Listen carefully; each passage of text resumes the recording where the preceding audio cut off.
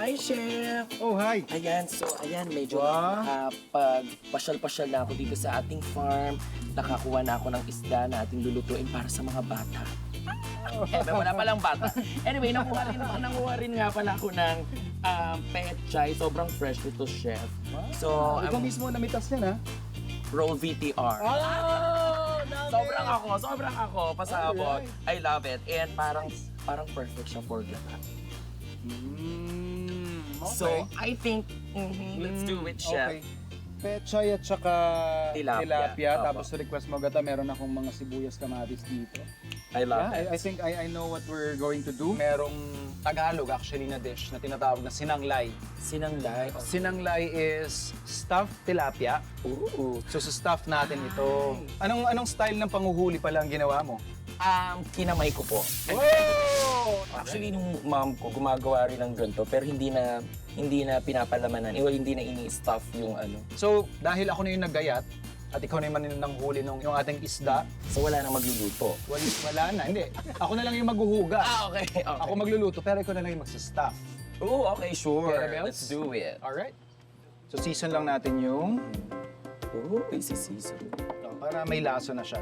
Sa bagay. Parang ang sarap na nga niyang sausawan. Actually, di ba? Parang ito pa lang Okay na. Oo, tapos bagoong. Medyo magpaka-generous tayo dahil generous yung- Sobrang dami yung hiliwa. Yes. Okay. Saan galing yung sinanglay? From what I know, it's mostly a Quezon dish. Naghugas po ako ng kamay habang sabihin sa launa. Pinabahan ako doon sa pag-stop ko ng tilapia. Maawayo. You have one job! You had one job. No, it's okay, it's okay. At saka, kung naman yan, yung purpose lang naman ng pag-stuff natin is essentially just to infuse flavor. From the Yun. inside. Yes. Salt. Salt and pepper.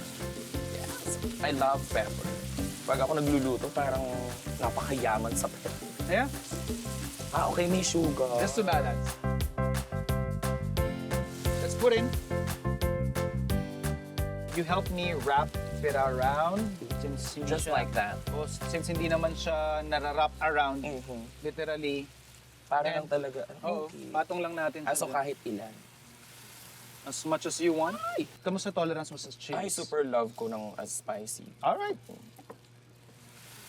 So yung ating sinanglay, nakalagay na yung ating everything actually.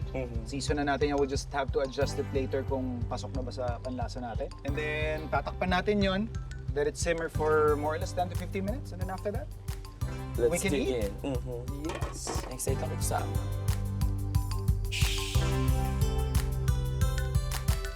Alam mo, favorite ko talaga yung tilapia. It's my favorite fish. Actually, yeah. Kapag piniprito, inihaw, Yeah. lahat I mean, it's so versatile na na fish.